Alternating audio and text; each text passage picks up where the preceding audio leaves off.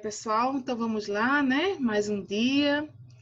Vamos dar continuidade a esse processo que nós estamos estudando dentro desse quarto bimestre, toda essa conjuntura, né, desse processo globacional. Né? Vamos estudar desde crises externas do Brasil, crises econômicas, como a gente já vem debatendo, né? Essa referência que se faz o Brasil dentro da economia, dentro dos seus impactos, até uma visão, né, a nível global, mas sempre envolvendo, sempre tendo ali, né, essa questão do fator do Brasil em relação com outros países, com outros elementos, certo?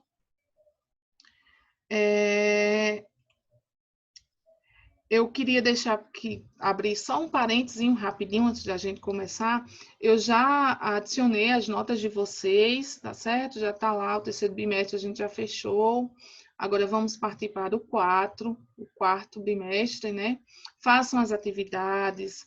Se tiver alguma dúvida, tá bom? Entra no privado comigo no WhatsApp, ou se quiser abrir o microfone na hora da aula, colocar no chat, fiquem à vontade. Tá certo? Então, a gente vai ter essa aula hoje e vamos ter a continuidade dela amanhã, tá bom? Acho que é aula de dado, ele não vai poder participar amanhã. Aí eu ficarei no lugar dele. Combinado assim? E a gente aí vai vendo esses conteúdos que a gente tem, tá certo? A partir de amanhã eu libero atividade para vocês, tá bom? E fiquem à vontade para participar também, algum questionamento, alguma dúvida, tá bom? Fiquem à vontade. Então, como a gente está vendo dentro desse quarto bimestre, esse segundo ano, esse ano veio um pouco diferenciado, isso é muito bom, porque a gente estuda esse processo globacional, né? Essas ferramentas, esses questionamentos que passa o Brasil em relação ao mundo, certo? E hoje eu trago um assunto bastante pertinente para vocês, bastante atual, que a gente vê, né, nas matérias de jornais, a gente vê em livros, né, na literatura atual, que é quando a gente fala da crise, né, dos refugiados hoje, voltando-se à perspectiva da relação desses refugiados com o Brasil, né? Como o Brasil ele está reagindo, né, a esse cenário, né, de entrada de refugiados em seu território. A gente sabe que o Brasil, diferente de outros países, países da Europa, países da América do Norte, não tem fronteiras, né? Suas fronteiras elas são livres. Então, isso faz com que esse país tenha, além da dimensão continental, tenha acesso, ele já faz limite com outros países da América do Sul, né? Isso é um elemento, né, chave também que faz com que tenha acesso esses outros países tenha acesso ao território brasileiro. E daí, no decorrer da aula, a gente vai ver por que esses países, né, essas pessoas procuram, o que são esses refugiados, né? Será que são refugiados da guerra, né? Refugiados de crises econômicas, refugiados de algum conflito social, conflito cultural, né? Quando a gente fala em refugiado, né, são pessoas realmente que deixam seu território, seu país de origem e vão em busca de melhores perspectivas, de melhores condições em outros países, né? Isso não só necessariamente limite país fronteira territorialmente, mas aqueles países que têm um maior acesso. E daí, no decorrer da aula, a gente vai ver. Qualquer dúvida, só mandar um feedback aqui, tá bom, pessoal?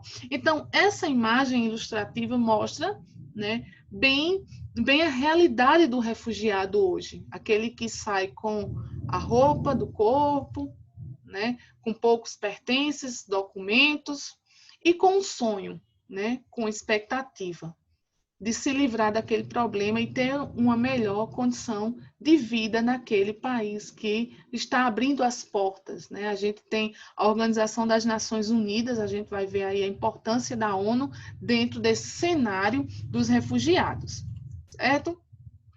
E daí a gente já deve ter ouvido falar muito, como eu falei para vocês, quando a gente, né, liga um jornal, vê uma matéria na televisão, né, sobre essa crise dos refugiados que estamos vivendo, né, o mundo hoje vive, principalmente os conflitos, né, em países do Oriente, a exemplo da Síria, Afeganistão, e países também do Oriente Médio e da África, certo? Onde milhares de pessoas têm fugido desesperadamente de sua terra natal em busca, principalmente, de uma vida digna, né? Em busca de segurança, principalmente nesses países que são afetados por guerras civis. Certo? Então, esses países que são afetados por guerras civis, por crises econômicas, né? A gente vai ver aí a crise que houve na Bolívia, né? Também gerou refugiados, Paraguai, enfim, todos aqueles países também que estão ali na América do Sul também passaram por algum tipo de crise e que gerou refugiados. Certo? Então, essa busca, essa crise desses refugiados, né? Principalmente em países do Oriente, certo? Em busca de, desesperadamente, por uma melhor condições de vida e de segurança para eles, né, e sua família consecutivamente. Mas como que ficou o Brasil nessa história? Alguém de vocês sabem me responder como que é o cenário brasileiro, como que ficou o Brasil diante dessa história dos refugiados, né?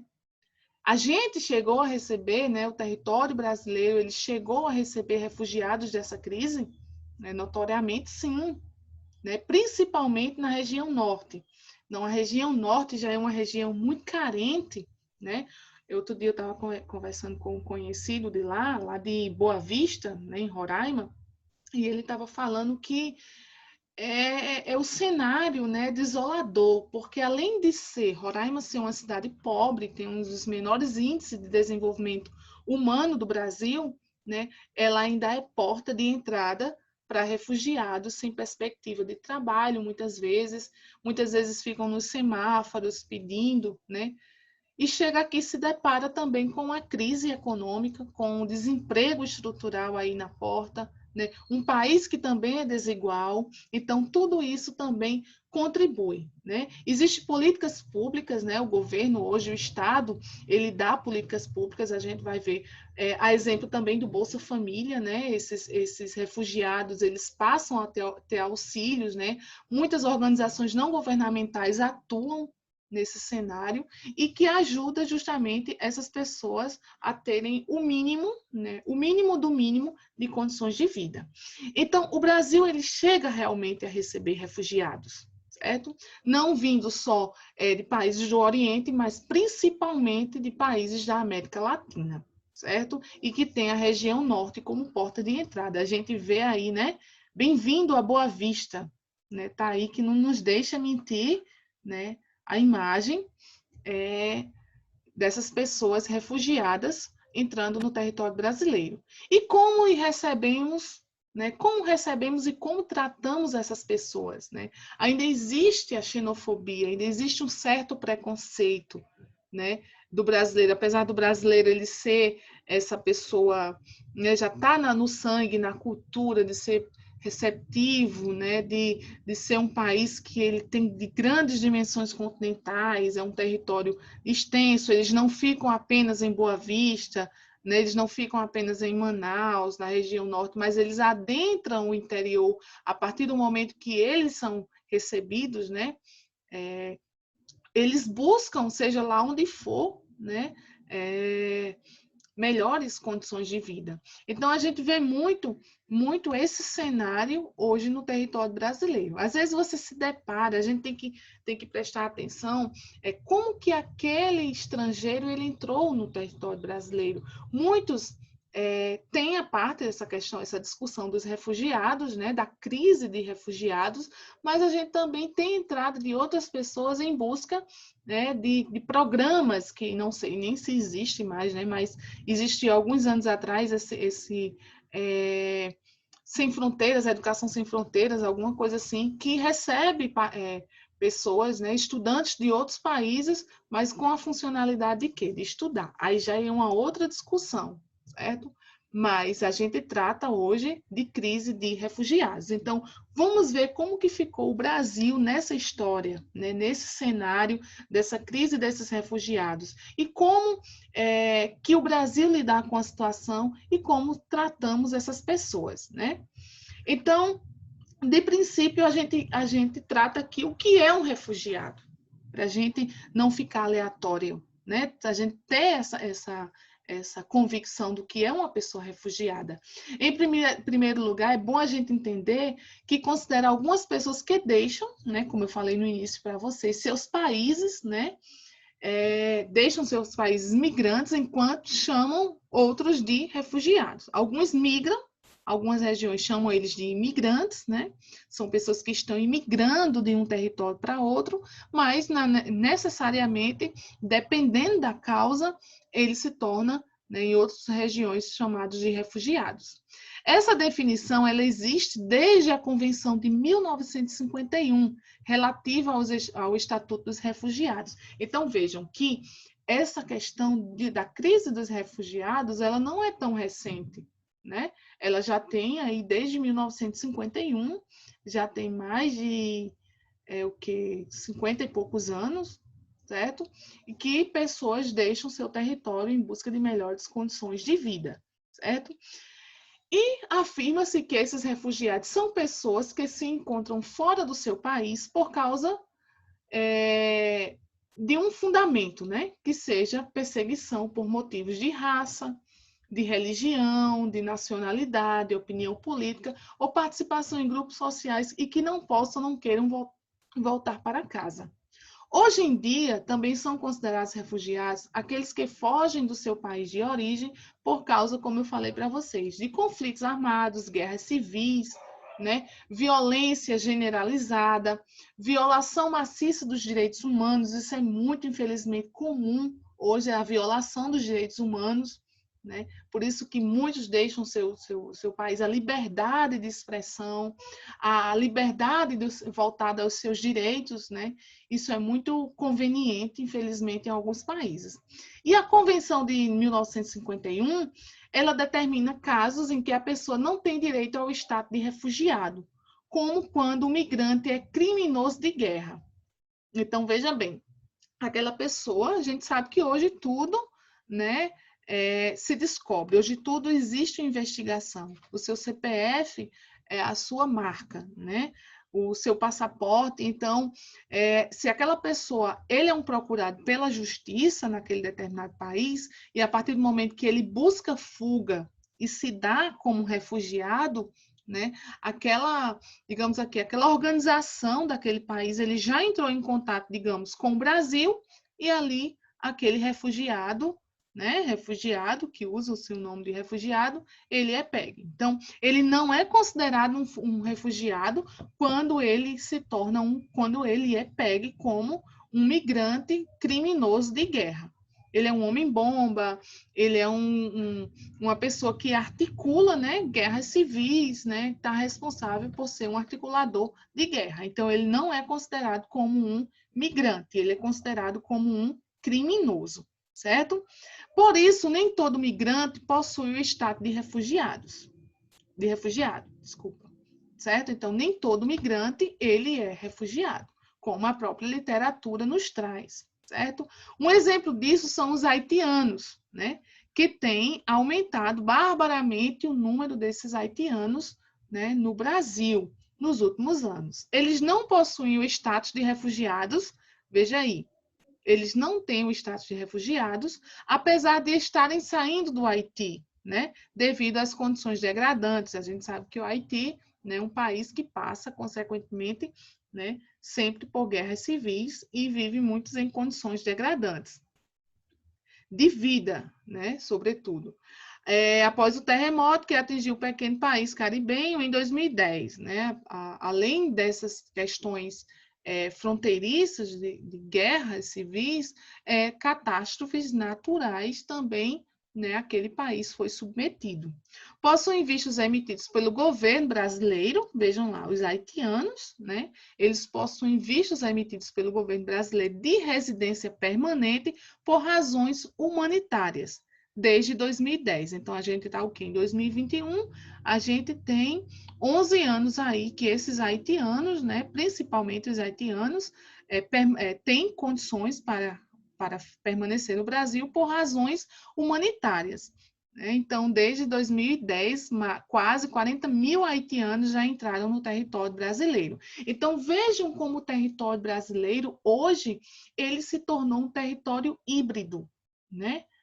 A gente já tem essa miscigenação de cultura brasileira. A gente já tem o índio com o negro, né, com o europeu, e daí, hoje, essa internacionalização dessas populações refugiadas que tornam o país, Brasil, né, ainda um país mais híbrido, certo? Por isso que é importante a gente estudar essa geopolítica, né? A gente entender um pouco dessas relações que se dá o Brasil com esses outros países, seja através de relações comerciais, seja através de acordos, né? Seja através de convenções, quando a gente fala aqui dos refugiados, né? O Brasil, ele tem acordos com outros países, né? De acordo com a sua necessidade. A gente hoje vê mais um estreitamento, porque vai muito de acordo com a pessoa, né? Com o presidente que gera, que lida com a situação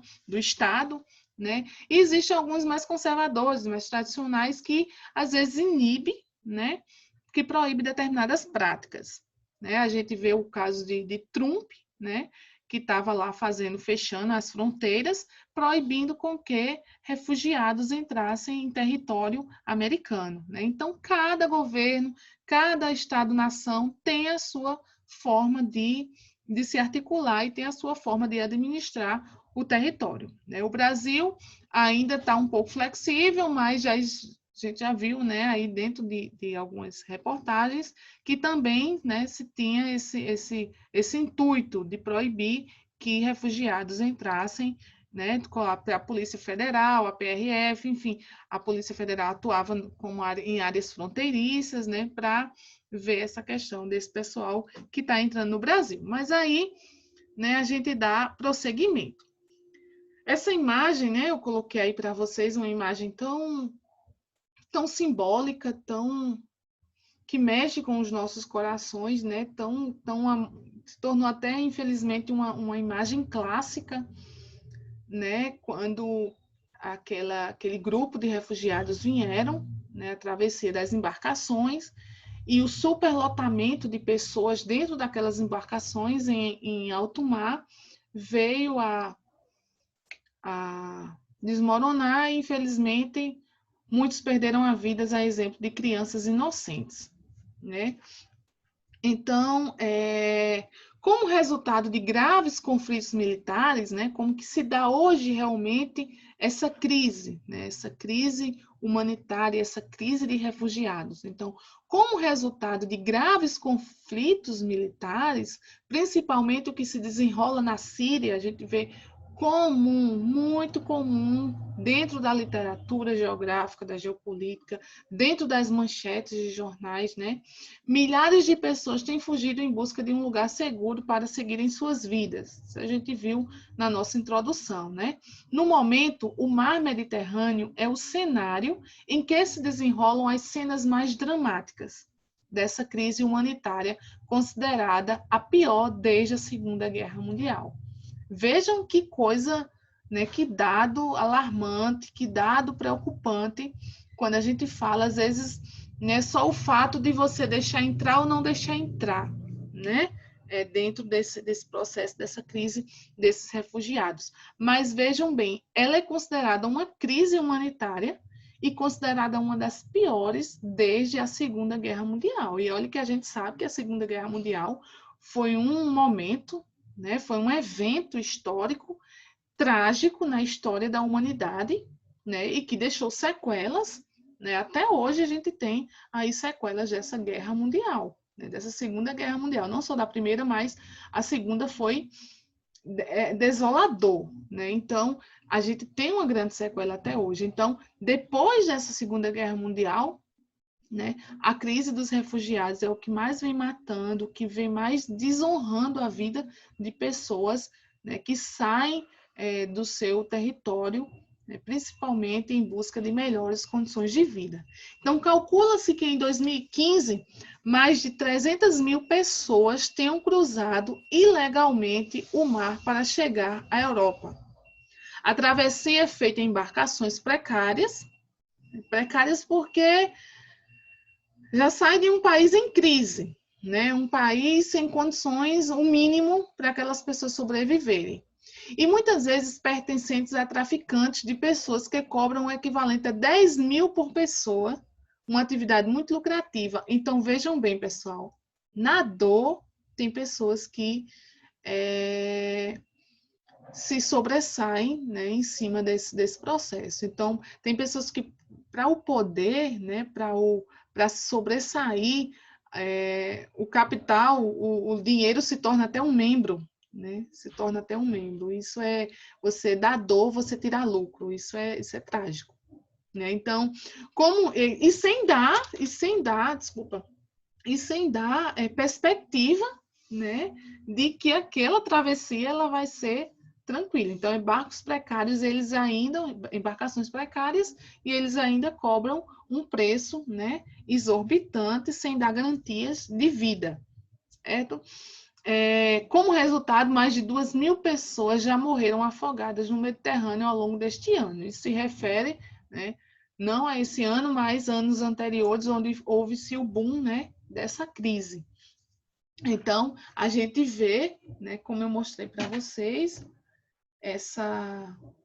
Deixa eu ver quem falou. A Carol. Okay.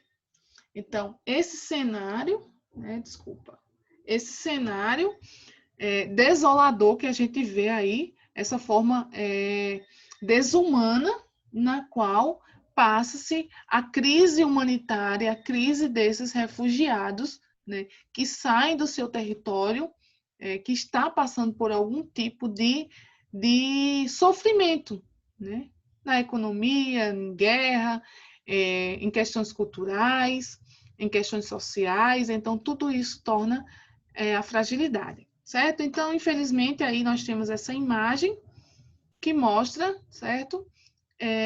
Essa crise. E os refugiados sírios vieram para cá também como? Se a gente está falando desse marco, dessas pessoas que marcaram, né, também esses refugiados, vamos ver como que eles chegaram aqui no Brasil. Isso é geopolítica, pessoal. Certo? Então, por isso que é bom a gente entender esse assunto que o livro de vocês trazem, né? Então, muitos refugiados sírios chegaram ao Brasil na recente onda migratória. Aliás, o Brasil tem tratado de maneira diferenciada a crise da Síria já há alguns anos. Então, veja bem, de uma forma diferenciada. Apesar de os holofotes estarem voltados para a Europa no momento. Como sempre, né?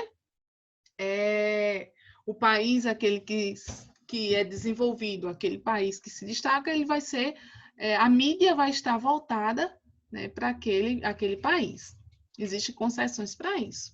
O país concedeu status de refugiados a mais de 2 mil sírios em 2011, até agosto de 2015. Quase o dobro do número de concessões feitas pelos Estados Unidos e por países europeus, no mar Mediterrâneo, como a Grécia, entrada, né? O mar Mediterrâneo dá entrada pela Grécia, pela Espanha, pela Itália e Portugal, no mesmo período. Isso não significa que mais sírios tenham vindo para cá, né? Mas que mais pessoas receberam status de refugiados por aqui em comparação com outros países. Então, isso não dá, pessoal, necessariamente a contagem só por entrada, mas pelo que o Brasil, que aquele país abraçou a causa, né? Então, digamos assim, entrou mais sírios na Europa, mas a concessão de títulos de refugiados foi dado mais ao Brasil do que aos outros países. Então, o Brasil, ele tem, através da ONU, a gente vai ver, através de organizações não governamentais, através de algumas associações, de algumas convenções, né? O Brasil, ele é mais forte, né, digamos assim, nessa causa, certo? Ele é mais forte nessa causa. Então, vamos lá, que o tempo passa rapidinho. em diferença no número de concessões de refúgio, revela que o Brasil vem seguindo uma política diferente dos países europeus quanto aos refugiados. Essa diferença de tratamento tem origem em uma normativa lançada em 2013 pelo órgão responsável pelos refugiados no Brasil, que é o CONARE, né, o Comitê Nacional para os Refugiados, ligado ao Ministério da Justiça. Até em Brasília tem uma casa lá, né, perto dos ministérios lá, tem uma casa de refugiados para mulheres, né? Eu achei super interessante quando eu vi aquelas mulheres que atravessam fronteiras, né, e que estão ali à margem, né, da sociedade, que não tem como elas têm esse apoio, né? As pessoas acolhem, dão comida, dão dormidas a elas até elas se estabelecerem no país e terem essa concessão de título de refugiados e poderem viver a sua vida. Então, o CONARE tem essa função, tem essa responsabilidade, né? Que facilita justamente esses vistos, especialmente aos sírios. Certo? Desde então, as embaixadas brasileiras em países próximos à Síria calculam ter recebido 4 vezes mais pedidos de visto. Então, isso é uma questão importante.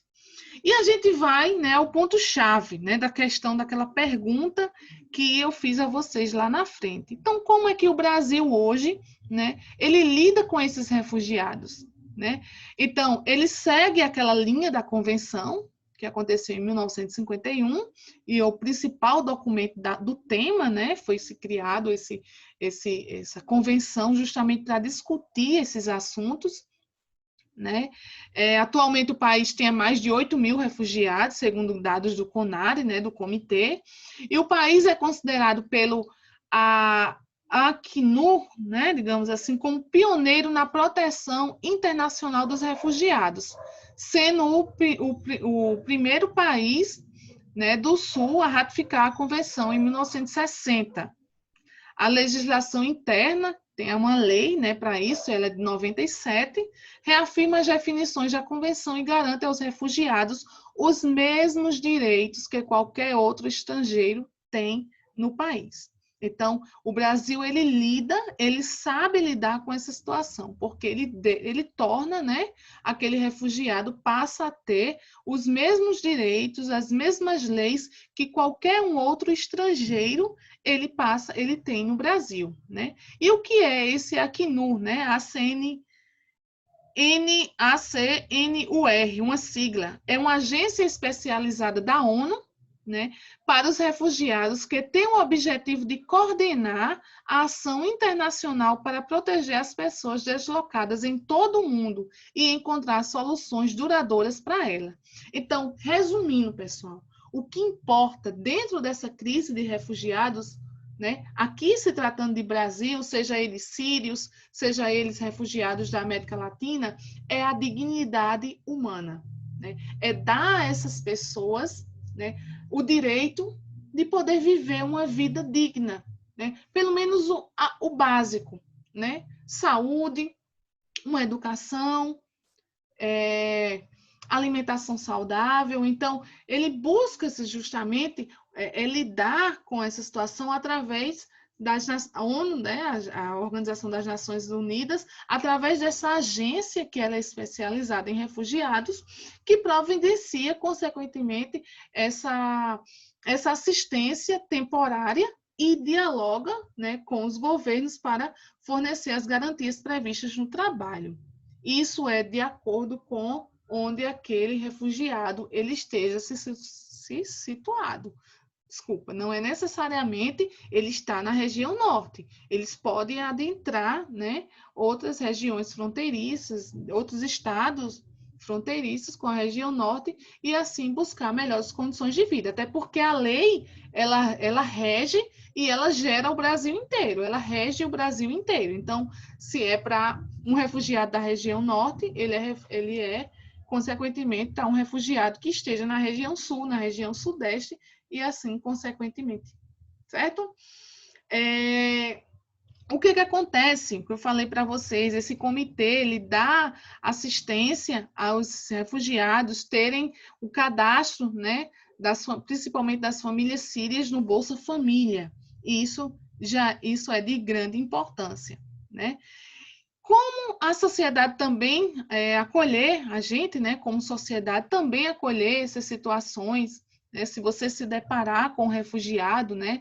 A Organização das Nações Unidas, ele trata muito essa questão humanitária. Nós não temos um certo preconceito, né? Mas a gente, como ser humano, a gente ajudar, a gente procurar, né? A gente tentar, porque não é fácil, né? Quando você faz uma viagem, você às vezes faz uma viagem turística, uma viagem de conhecimento, você sabe para onde você vai e você sabe para onde você vai retornar. Mas a partir do momento que você é um refugiado de um território, né, principalmente aqueles países, né, que vivem constantemente em guerra civil, aqueles países que passaram por algum tipo de catástrofe natural, onde você perde a dignidade de vida, dignidade humana, né? E você chegar em outro país como um refugiado, como um estrangeiro, e você não ter um apoio, né? Então, a pergunta é: você já teve algum contato com um estrangeiro, né? Com um refugiado, no sentido estrangeiro, no sentido de refugiado? Eu, particularmente, nunca tive esse contato com um refugiado, né? Apenas com alguns estrangeiros, mas que eles tinham uma outra funcionalidade aqui no Brasil, né? Que é justamente a funcionalidade do intercâmbio do país, do Brasil sem fronteiras, dentro aqueles acordos, né? Aquelas relações que se dão dentro do processo de educação, que eu não sei hoje que se deu prosseguimento, né? Como é que está essa discussão. Mas aí, né, a gente dá apoio. E aí, eu trouxe uma imagem, né, para a gente finalizar aí. A gente tem o limite, né, Venezuela com o Brasil. Vejam quantas pessoas diariamente, pessoal, elas cortam, né, essa fronteira. A gente vê na Síria, a gente teve o exemplo, né, das embarcações precárias que cortam o mar Mediterrâneo, mas aí o Brasil, como tem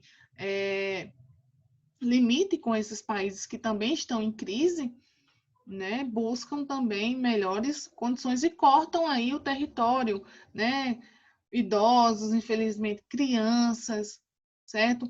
Um sol quente, sem um aparato, sem uma alimentação correta. Então, isso não é questão de dignidade, né? Isso a gente tem que abraçar a causa. E graças à ONU, graças a esses comitês, né, a Organização das Nações Unidas, eles não são tão desprezíveis. E aí a gente trouxe uma matéria, né? Refugiados enfrentam crises e barreiras culturais para sobreviver no Brasil. É justamente o processo da xenofobia, o processo do preconceito, né? Que se tem ainda, algumas culturas, algumas pessoas ainda se têm. E essa outra matéria, refugiados reconhecidos no Brasil. Né? A Síria, isso é uma matéria recente, de 2019, né, do ano passado, e que mostra aí a Síria com o maior número de refugiados registrados, né? Mais de 1.200, né, pessoas refugiadas aí na Síria. Em segundo, a gente tem o Congo, o Haiti, Paquistão, aí em seguida Colômbia, desculpa, Senegal, o Líbano, a Palestina, Angola, Afeganistão, Iraque, Cuba, Guiné, Nigéria, República Dominicana e Egito. Vejam que nós ainda temos uma maior representação desses refugiados no Brasil, né, registrados, né, em países onde o conflito civil é maior do que propriamente aqui das crises econômicas na América do Sul. Tá certo, pessoal? Então, a aula de hoje está acabando, um minutinho, passa muito rápido, infelizmente. Amanhã a gente prossegue com outro assunto dentro da geopolítica, tá certo? Leiam o material, vão resolvendo os exercícios, a nota do terceiro bimestre já está no sistema, tá certo? Depois vocês dêem uma olhada lá. E outra coisa que eu ia falar, eu estou sem um livro ainda, mas eu estou seguindo a sequência, tá certo? Mas na próxima aula eu já trago, certo? Esse material para vocês, mas enquanto isso vocês vão acompanhando no livro de vocês. Tudo que eu estou dando aqui, eu trago às vezes até mais alguma coisa, né, recente, mais interessante, também de novidade para vocês, tá certo? Então não deixem de estudar.